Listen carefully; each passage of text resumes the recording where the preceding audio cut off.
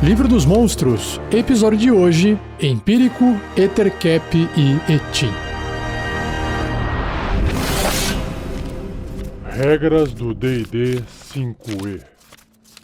Uma produção RPG Next.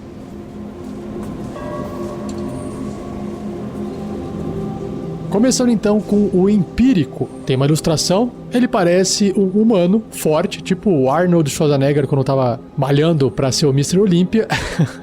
Ele tem uma armadura grega romana, ele tem só aquele armadura no ombro, tipo o Seiya no Cavaleiro Zodíaco quando tava treinando suas habilidades. Aí ele tem tipo um saiote de guerra com um cinturão, uns braceletes e umas caneleiras de metal e uma sandália. E na mão ele segura um martelo de 2 lados. Ele tem a pele bem branca, pálida, o que dá um aspecto a ele estranho. Não parece ser humano, mas essa é apenas ilustração. A gente vai descobrir o que é o Empírico, que em inglês é Empyrean, através da descrição do Livro dos Monstros.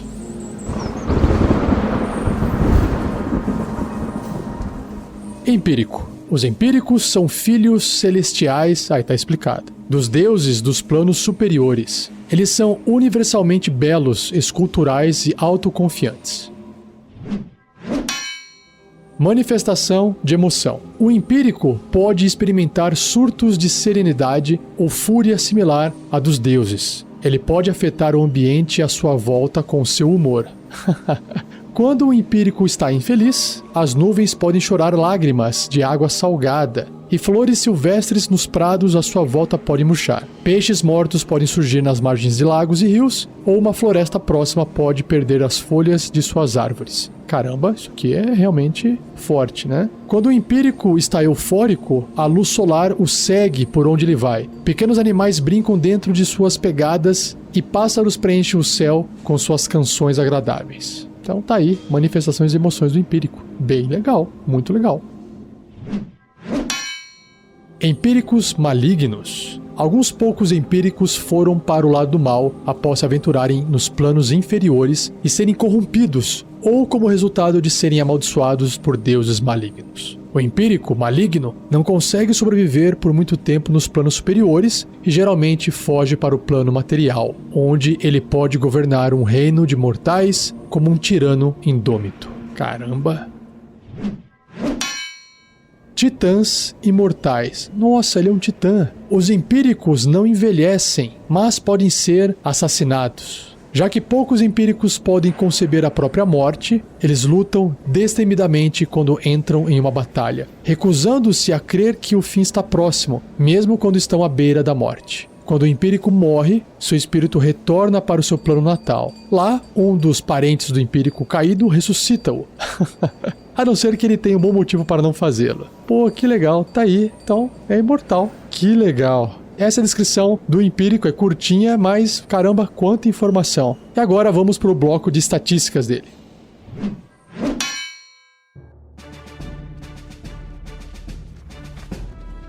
Empírico. Então ele é um celestial enorme, ou seja, ele é huge. Ele vai ocupar pelo menos 3 por 3 quadradinhos no tabuleiro. E ele tem a tag, o marcador de titã. É o tipo de criatura titã. Sobre o seu alinhamento ou a tendência, ele tem 75% de chance de ser caótico e bom, ou seja, 3/4. E 25%, ou seja, 1/4 de ser neutro e mal, que justifica os empíricos malignos. Sua classe de armadura é 22, uau, é alta, uma armadura natural. Pontos de vida, 313. Nossa, tipo um dragão adulto, ancião, muito ponto de vida, não esperava por essa. Então ele realmente é muito grande e tem muito ponto de vida. Seu deslocamento é de 50 pés, 15 metros, mas ele também nada na mesma velocidade e também voa. Nossa, que apelação. Não tem asa, né? Ele flutua ali e sai voando. Caramba. Vamos ver os seus atributos. Força 30. Eu acho que é o maior valor, o maior atributo que tem no jogo, não tem mais do que 30. Porque o bônus é mais 10. Força 30, Destreza 21, Constituição 30. Nossa, que ignorância. 21 de inteligência. Caraca, Sabedoria 22, Carisma 27. Nossa, Que agressividade de atributos aqui. Aí, claro que os seus testes de resistência, tipo, você rola o D20 só pra brincar, né? Porque, ó, força mais 17, inteligência mais 12, sabedoria mais 13, carisma mais 15. Então, tá aí os testes de resistência, fortíssimo. Em perícias ou habilidade, ele tem intuição mais 13 e persuasão mais 15. É só acima de mais 10 os bônus aqui. Ele tem imunidade a dano. Olha só, contusão, cortante e perfurante de ataques não mágicos. Então, é imune. Não faz nada nele. É por isso que se você estiver andando, de repente, opa, uma árvore ali rachou um tronco, perfurou ele, nem perfura, bate na pele dele e estoura, assim, não corta ele, né? Ah, ele pisou, sei lá, numa armadilha gigante de metal, não acontece nada. Ele caiu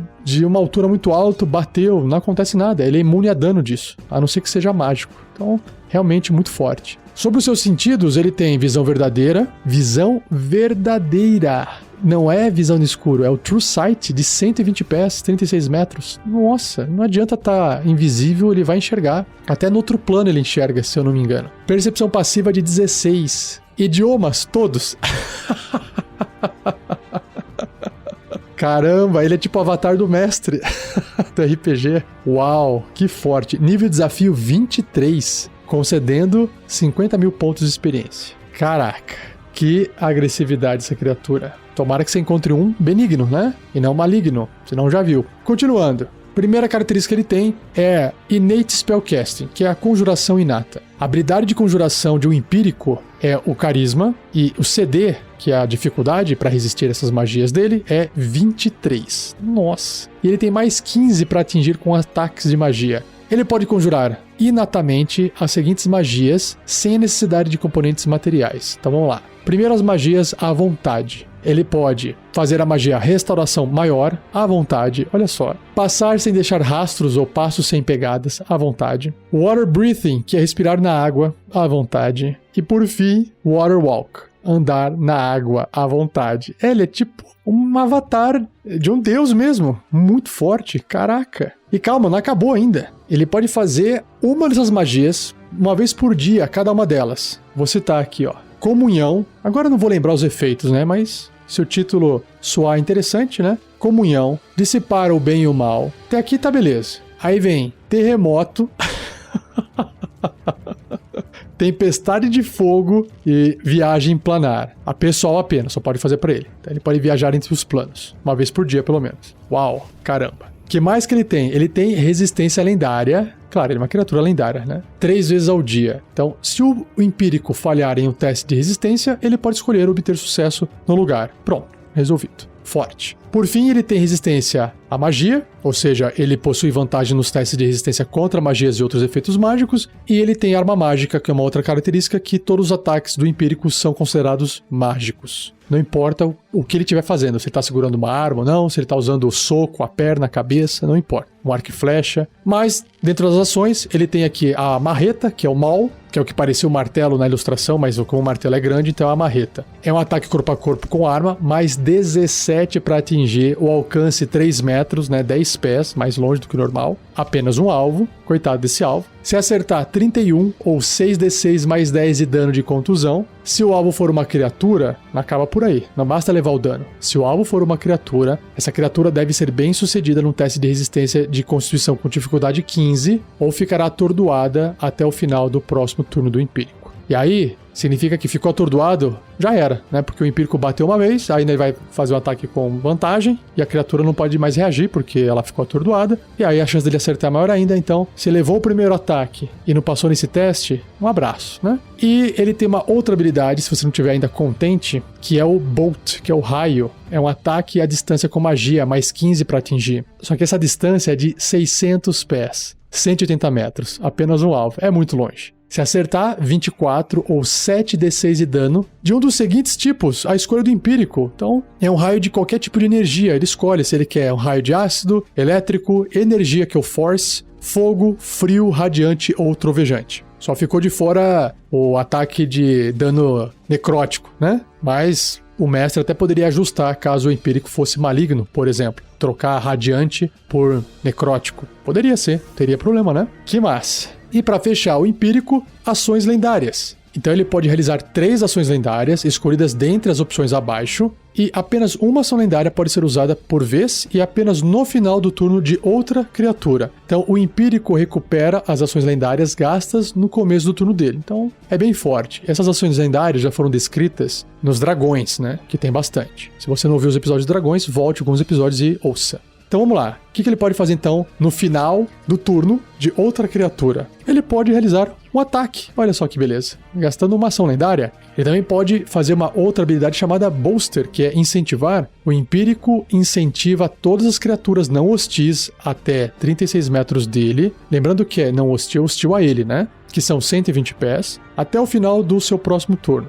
Criaturas incentivadas não podem ser amedrontadas ou enfeitiçadas, e elas ganham vantagem em testes de habilidade e testes de resistência até o final do próximo turno do Empírico. Ele faz isso com uma ação lendária. Ele pode fazer isso todo turno. Nossa, é muito forte. E por fim, um ataque de terremoto. Ataque de terremoto. É tipo Hulk. Hulk Smash.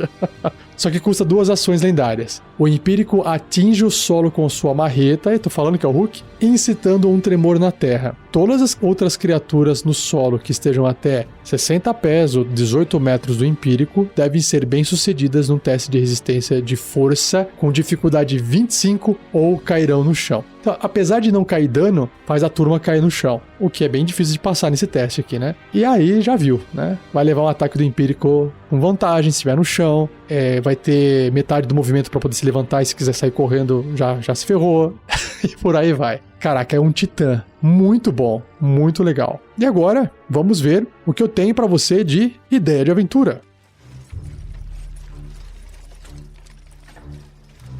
Primeira coisa que veio de ideia de aventura na minha cabeça foi trazer a descrição do Empírico, a manifestação de emoção dele. Então, qualquer início de aventura ou uma one-shot pode começar com essa mudança do clima, como se fossem ou pragas ou, né, o pessoal pode achar que é alguma coisa divina, porque no final das contas basicamente é, né, que nem lá, de repente tá chovendo água salgada, que na verdade são as lágrimas dele, né, ou as folhas começaram a murchar, os peixes mortos começaram a aparecer no rio, pode parecer que tá vindo o apocalipse, por exemplo, se ele estiver triste, né. E aí, independente se ele tá triste ou feliz, vamos fazer o seguinte, a aventura começa com ele feliz, é por isso que o lugar é todo cheio de luz solar, que se bem que a luz solar ia seguir ele, né? Ele não tá ali ainda, mas assim, os animais brincando dentro de suas pegadas, a ideia é que o céu tem aquele ar. Imagina uma cena onde tá tudo muito bonito, o céu sempre bonito, bem paradisíaco. Pronto, um paraíso. As pessoas que moram num lugar com paraíso, eles rezam pros deuses lá. Eles talvez nunca tenham visto o Empírico, mas eles sentem a presença divina. Só que aí, de repente, tudo muda, né? Começa a chover água salgada, peixe começa a aparecer morto flutuando, fica tudo cinza. E aí, os aventureiros aparecem ou são contratados, enfim, para investigar o que está acontecendo. Pode ser alguma aventura com cunho um pouco mais religioso, porque alguma coisa aconteceu com ele. Por que esse Empírico tá triste, né? E aí tem que tentar investigar e ajudar nesse processo para poder fazer ele voltar a ficar feliz. Porque assim, para rolar um conflito corpo a corpo combate contra o Empírico, todos os aventureiros teriam que ser ali pelo menos de nível 20. É uma coisa absurda. Então eu acho que pode ser que o Empírico esteja triste ou infeliz porque alguma coisa de tamanho ou poder igual ao dele surgiu e está ameaçando a presença dele ali. Talvez ele seja, né, benigno e não queira lutar ou causar problemas, e ele sabe que se ele lutar ele vai acabar estragando o local que ele mora e toda a vida que está em volta, mas eventualmente ele vai ter que fazer isso e de repente ele fica triste. Ou o combate já ocorreu, então pode ter uma descrição da aventura onde numa noite, relâmpagos, um vulcão entrou em erupção e tal. Na verdade, sei lá, será que um Tarrasque apareceu e o Empírico, não sei, eu não sei qual que é o nível do Tarrasque ainda, tá, gente? Eu vou chegar no Tarrasque ainda. Mas pode ser que uma criatura forte, sei lá, um dragão mesmo, um dragão vermelho maligno surgiu e começou a causar, e ele acabou tendo que lutar e talvez ele tenha perdido a luta, mas não morreu e ficou triste. O importante é pensar nessa tristeza, e aí os aventureiros vão aparecer e vão tentar resolver esse problema pra ele. Então essa tristeza pode vir, por exemplo, de um combate que ele perdeu, a tristeza pode vir dele ter perdido alguém que ele gostava por algum motivo, mas não pode esquecer que o Empírico não é um gigante grande, forte e bobo e burro. Gente, ele tem inteligência, sabedoria e carisma quase beirando 30. inteligência 21, sabedoria 22 e carisma 27. Então, assim, ele é uma criatura que vai ser muito mais inteligente, muito mais sábia e carismática do que provavelmente os aventureiros. Então, tem que só tomar cuidado na hora de interpretar tudo isso, porque ele não tá lá, tipo, é um bobão chorando, perdi as coisas. Não é bem assim, né? A tristeza do empírico, ela pode ter um cunho muito mais complexo. Pode ser que, inclusive, os aventureiros nem compreendam por que ele esteja assim, sabe? Então, eu acho que é uma oportunidade do mestre trazer até às vezes uma discussão filosófica, né, pra mesa e trabalhar isso. Talvez fique legal. Qual a discussão filosófica? Vida e morte, imortalidade, maldade, destruição, fome.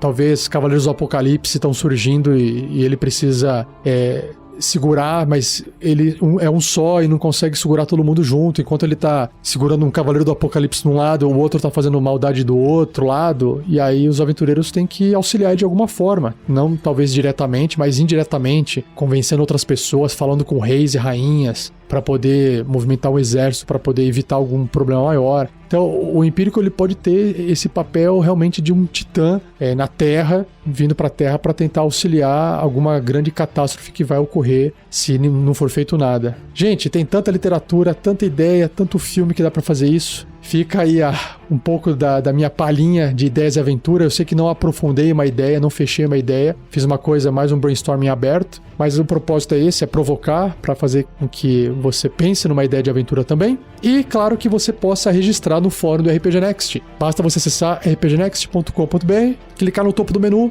vai pro fórum, cria sua conta gratuitamente e escreva lá em ideias de aventuras. Dê a sua ideia, escreva a sua ideia, onde possa existir um empírico na sua aventura, tá bom? E agora vamos pro próximo monstro, próxima criatura do cast de hoje, o Ettercap. Seja você também um guerreiro ou uma guerreira do bem. Para saber mais, acesse padrim.com.br/rpgnext ou picpay.me/rpgnext.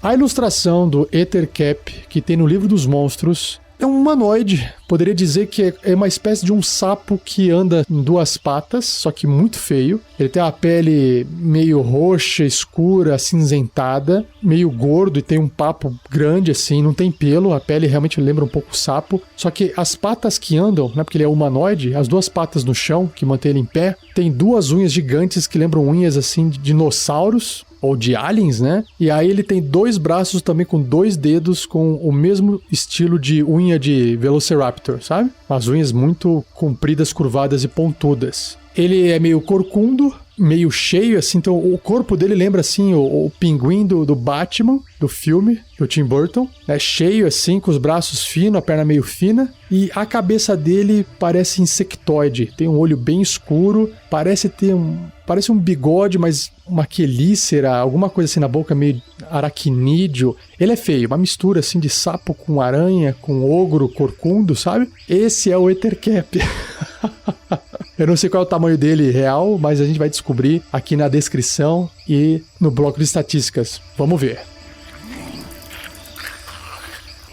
Começando então com a descrição do Ettercap. Os Ettercaps são aranhas humanoides, aí tá aí, a cara dele de aranha que eu falei, que cuidam, alimentam e vigiam aranhas da mesma forma que um pastor faz com um rebanho de ovelhas. Nossa, tá aí, né? É um monstro.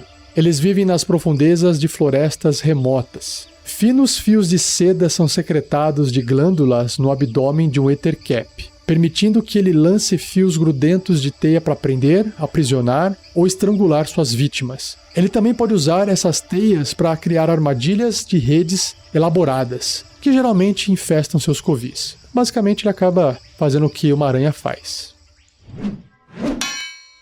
Assassinos silenciosos. Quando viajantes exploradores aventuram-se no território de um Ettercap, ele os embosca. Alguns encontram seu fim vagando cegamente para as armadilhas ou seções de floresta infestadas por teias. Nossa, que terror. Outros, o Ettercap estrangula com fios de teia ou envenena com sua mordida peçonhenta. Então tá aí. Será que é maligno? Tá com cara, né?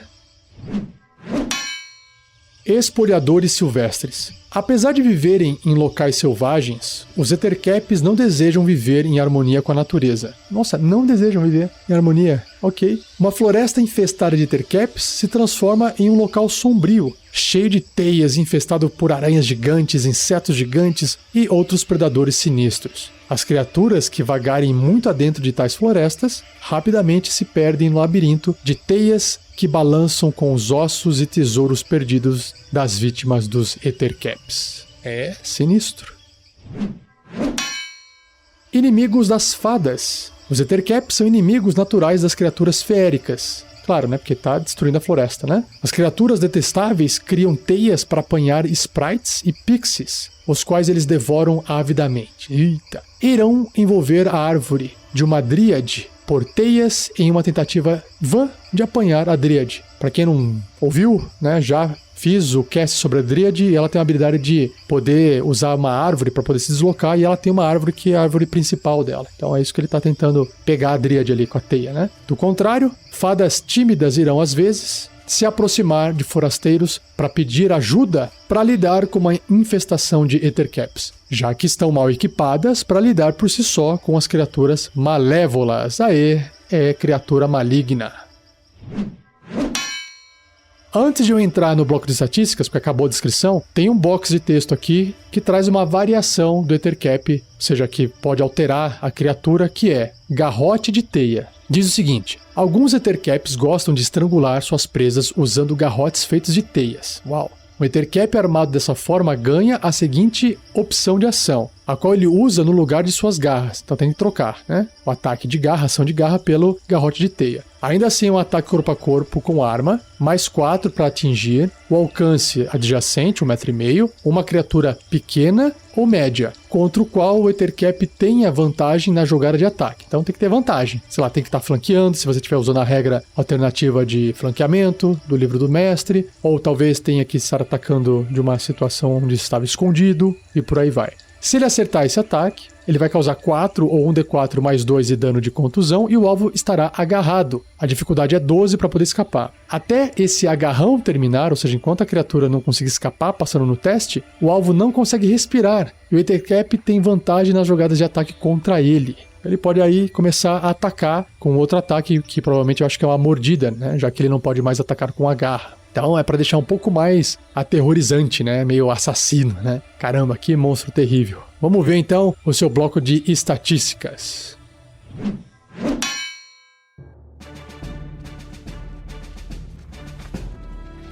Ettercap, uma monstruosidade média. Então é um monstro, literalmente falando, e tem um tamanho médio, tamanho de um ser humano. Ele é neutro e mau. Sua classe de armadura é 13, uma armadura natural, pontos de vida 44, seu deslocamento é de 9 metros, ou seja, 30 pés, e ele pode escalar também na mesma velocidade. Seus atributos físicos de força, destreza e constituição, todos acima da média padrão de um ser humano, que é 10. Então, força 14, destreza 15 e constituição 13. Agora, seus atributos mentais, como inteligência, sabedoria e carisma, 2 deles são abaixo da média. Inteligência 7, então meio burrão ali. Sabedoria 12, ok, um pouquinho acima da média. E o carisma 8. Em perícias ele tem furtividade mais 4, percepção mais 3 e sobrevivência mais 3. Ok, nada demais. Sentidos, visão no escuro, já é uma vantagem, né? De 18 metros, ou 60 pés, e a sua percepção passiva é de 13. O que é um valor ok. Idiomas, nenhum. Não compreende idiomas. Tem um tracinho aqui. E o seu nível de desafio é 2, concedendo 450 pontos de experiência. Então ele é um bom monstro para usar com aventureiros em começo de carreira, né? Nível 1, nível 2. Ele possui aqui 3 características, que diz, o primeiro, andar na teia. Então, o Ettercap ignora as restrições de movimento causadas por estar enredada, né? Por estar preso em teia, claro. Ele é basicamente uma aranha humanoide. Ele também tem escalada aracnídea. O Ettercap pode escalar superfícies difíceis, incluindo andar de cabeça para baixo em tetos, sem precisar realizar um teste de habilidade. Fantástico. E ele tem o sentido de teia. Enquanto estiver em contato com uma teia, o Ettercap sabe a localização exata de qualquer outra criatura em contato com a mesma teia. Tá aí, dá para você criar uma emboscada fácil no meio de uma floresta, né? E suas ações são ataques múltiplos, onde ele realiza 2 ataques, um com a sua mordida e um com sua garra. E se você estiver usando a regra variante, você troca a garra pelo garrote de teia. Então ele pode ir lá e fazer um garrote e depois morder, por exemplo. A mordida e a garra, né, são 2 ataques corpo a corpo com arma, ambos têm mais 4 para atingir, apenas um alvo, ambos têm o alcance de 1,5 m, apenas uma criatura, né? Então, o que acontece é o dano. O dano da mordida é 6, 1d8 mais 2 de dano perfurante, mais 4, que é 1d8 de dano de veneno. Então a mordida é venenosa. Já a garra é 2d4 mais 2 de dano cortante, só isso, né?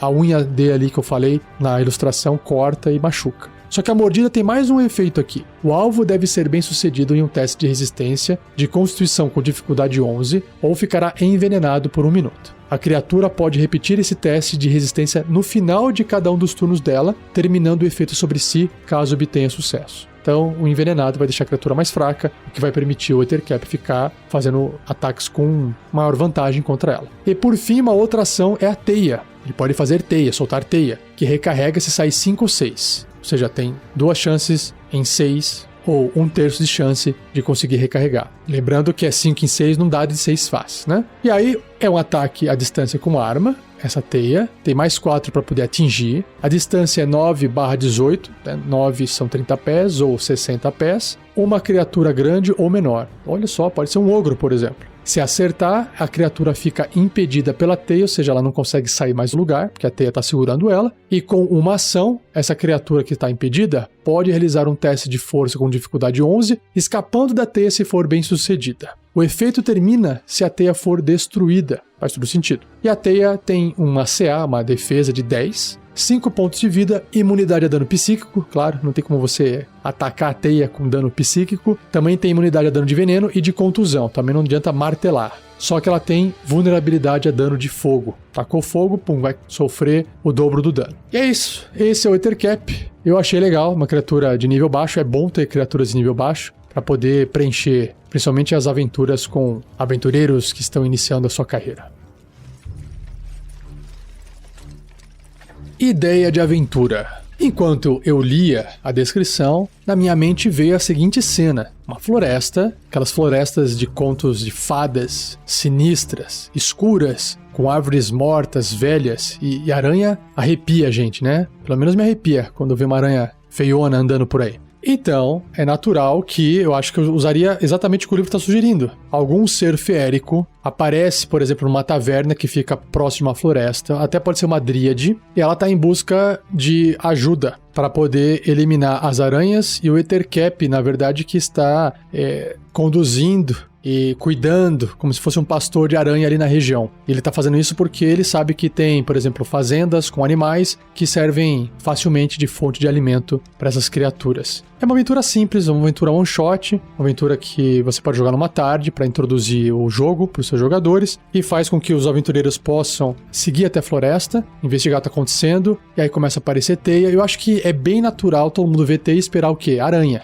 Né? E aí tudo bem, beleza, vem a aranha pode vir, pode aparecer, pode atacar. Ah, é só um bicho, né? Uma aranha. Só que aí, quando eles enxergam um humanoide feioso, nojentão, junto no meio das aranhas, aí a coisa pode ficar um pouco mais feia. Ele atirando teia de longe assim como as aranhas fazem, ele se locomovendo e andando na teia assim como as aranhas fazem, né? Uma monstruosidade, fica muito mais feio, fica muito mais aterrorizante. Então você pode usar o Ettercap numa aventura muito simples para poder introduzir. E aí, claro, eles têm que derrotar esse Ettercap, depois as aranhas acabam se dissipando, porque os Ettercaps não estão mais... Ou Ettercap, ou um ou mais, não importa, né? Então não estão mais cuidando das aranhas, e aí, naturalmente, a floresta vai se recuperando aos poucos, já que os bichos não estão mais lá. E aí é fim de história, parabéns, aí a Dríade conseguiu o que ela queria. E é legal que aí você tem que ouvir o episódio da Dríade também, né, para poder entender o que é a Dríade, como é que a Dríade se relaciona com a floresta. E aí o Ettercap tá ali, um conflito direto com a Dríade. Então eu acho legal, ela não precisa lutar. E claro que depois que o Ettercap foi embora, e aí não existe mais aquela floresta toda mal assombrada, cheia de coisa, e a vida vai retomando, pode ser que isso faça com que a população em volta fale: opa, a floresta não é mais perigosa, vamos cortar as árvores e vamos derrubar as árvores para poder fazer nossas casas e construir uma cidade maior. E de repente a Dríade fala assim: nossa, tem um outro problema agora. Mas aí isso é uma ideia para uma outra aventura, para uma outra continuação. Fica aí minha sugestão. Se você também tiver a sua, compartilhe no fórum do RPG Next. Basta acessar o link através de rpgnext.com.br, link no topo do site, Fórum RPG Next.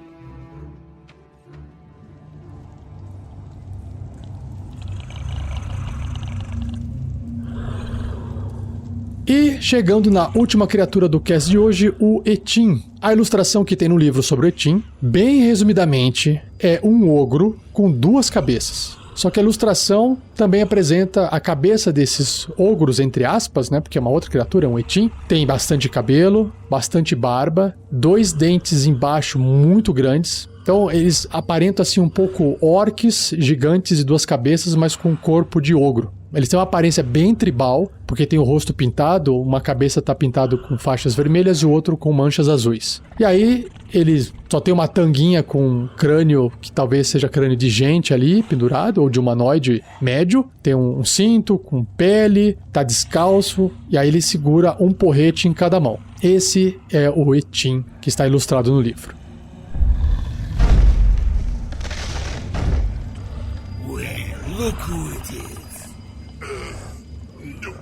Descrição do Etin. Um Etin é um gigante de 2 cabeças, imundo, com as características roots de um orc. Olha só, acertei o orc, então acertei. Ele nunca toma banho, se isso puder ajudá-lo. Nossa, imagina o cheiro. E sua pele grossa normalmente está incrustada por uma grossa camada de terra e sujeira debaixo das peles fedorentas que ele veste. Seus longos cabelos pegajosos se embaraçam em seus rostos e um hálito horrendo parte de bocas cheias de dentes tortos e presas. Ah, por isso que ele tá com um monte de cabelo e um monte de barba na cara. Que ele não corta nada. Legal.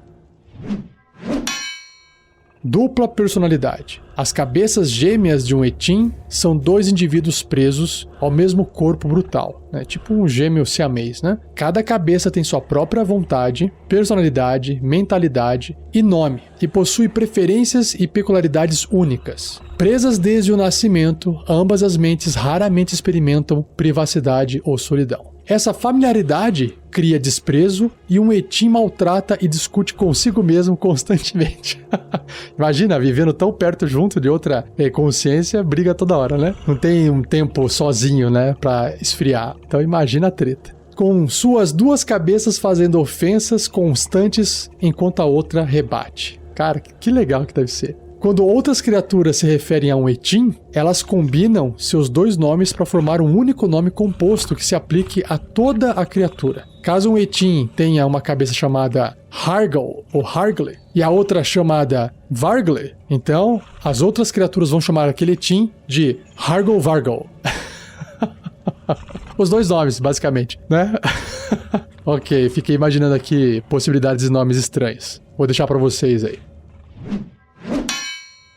Vidas solitárias. Por mais que um Etin discuta consigo mesmo, ele é ainda menos tolerante a outros Etins, já que uma conversa entre 2 Etins quase sempre equivale a uma competição de gritos entre uma multidão de 4 cabeças beligerantes. A maioria dos Etins são criaturas solitárias como resultado, tolerando uns aos outros apenas para reprodução. Nossa, que bizarro. As cabeças gêmeas de um Etin são sempre do mesmo gênero, combinando com o corpo. Então não tem como ter uma cabeça macho e outra fêmea. As fêmeas são o gênero dominante dos Etins e elas iniciam os rituais de acasalamento. Após encontrar uma toca adequada, a Etin fêmea caça e conquista um macho, que cuida e alimenta durante os 6 meses de gestação. Quando a criança nasce, o Etin macho é liberado de seu serviço. Quando a criança está velha o suficiente para caçar sozinha, a mãe a manda embora e abandona a toca.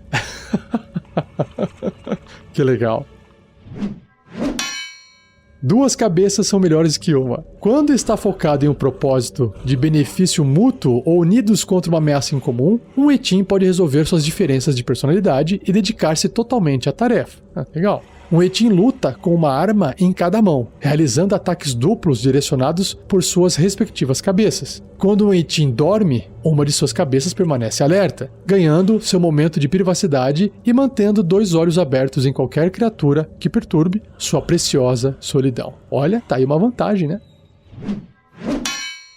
Laços orcs. Em antigos dialetos do idioma comum, a palavra Etin, que é E-T-T-I-N, é traduzida como gigante feio. Lendas contam sobre orcs que certa vez foram parar em um templo de Demogorgon, e a mágica nele os transformou em escárnios gigantes do príncipe dos demônios de 2 cabeças. Quem é que se lembra aí do Demogorgon, hein? Levadas à beira da loucura, essas criaturas espalharam-se pelas terras selvagens, tornando-se os primeiros Etins. Qualquer que seja a verdade sobre a origem dos etins, os orcs tratam-nos como primos distantes. E tribos orcs geralmente aliciam etins para servirem como guardas, batedores e saqueadores. Um etin não é particularmente leal aos seus domadores orcs, mas os orcs podem ganhá-los com a promessa de comida e espólios. Muito bom, adorei. Vamos ver agora o bloco de estatísticas.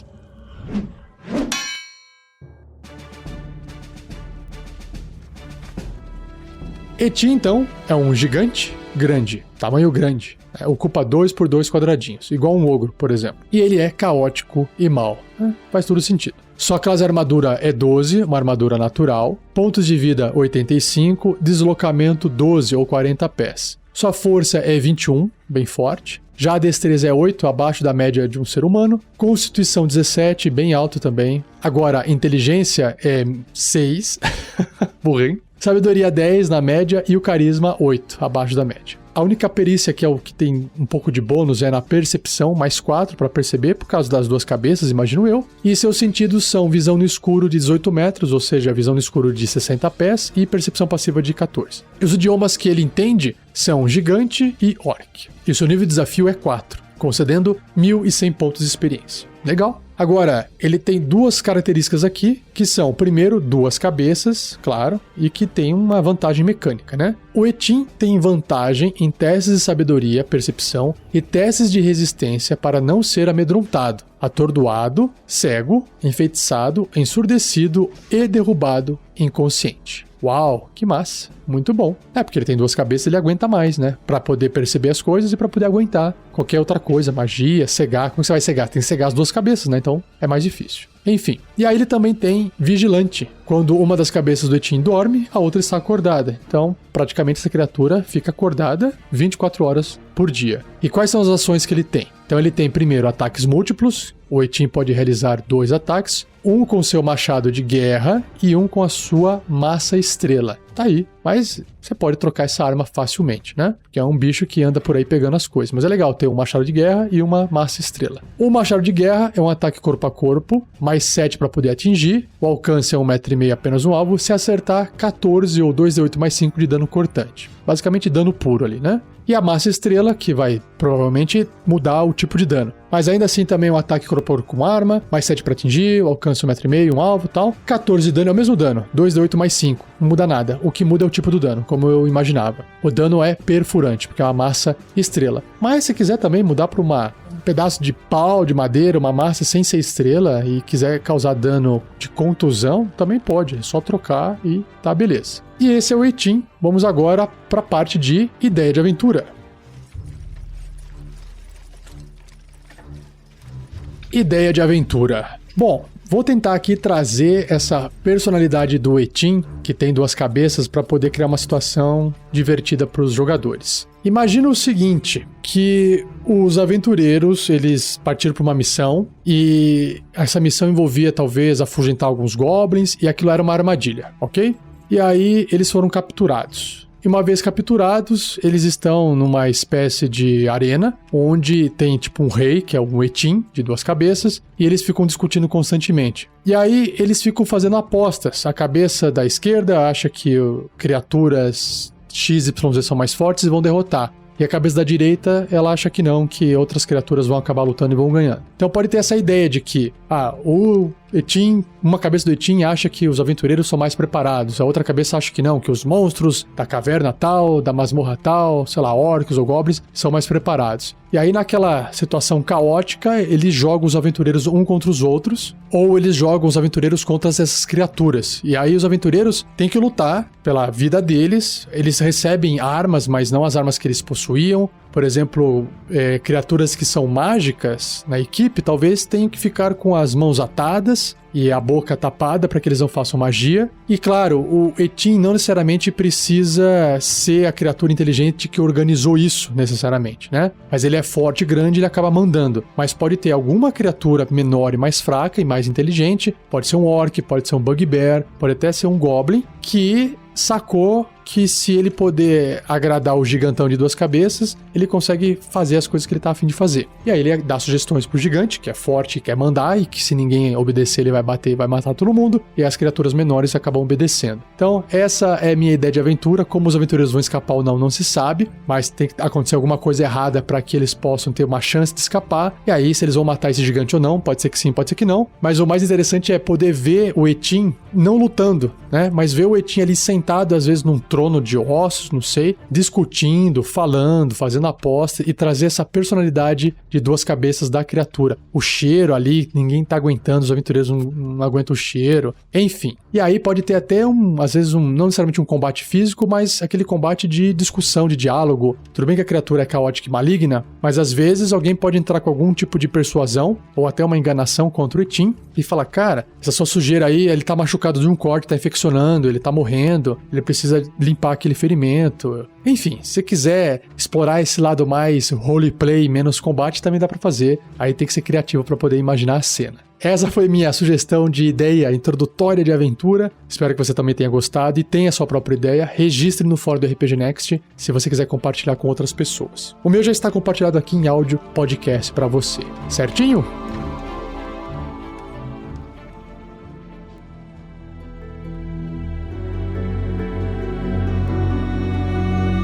E assim eu encerro mais um episódio do Regras do D&D 5e. Espero que você tenha gostado. Se tiver dúvidas, escreva para mim, rafael47@rpgnext.com.br ou comente no post desse episódio, para eu poder fazer um episódio no futuro respondendo dúvidas, beleza? Não se esqueça de compartilhar e agradeça ao Gleico Vieira Pereira, o editor do episódio de hoje. E uma novidade que eu trago aqui para vocês, se você não conhece outros podcasts do RPG Next, sabe que nós temos, né, o Tarrasque na Bota, que é aventura de RPG, Contos Narrados, que são contos narrados,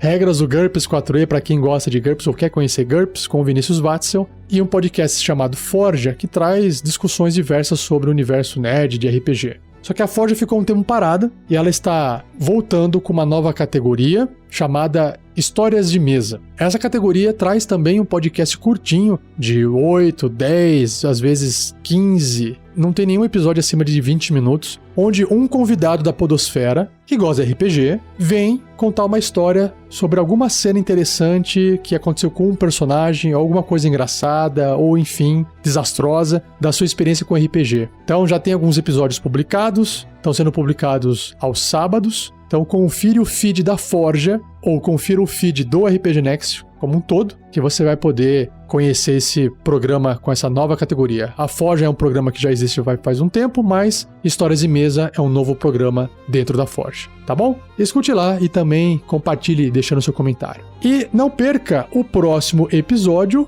onde eu irei abordar o Dragão Fada, a Caveira Flamejante e o Flanf. Vamos descobrir o que são essas criaturas, principalmente a última, no próximo episódio. Beleza? Valeu, um abraço e até!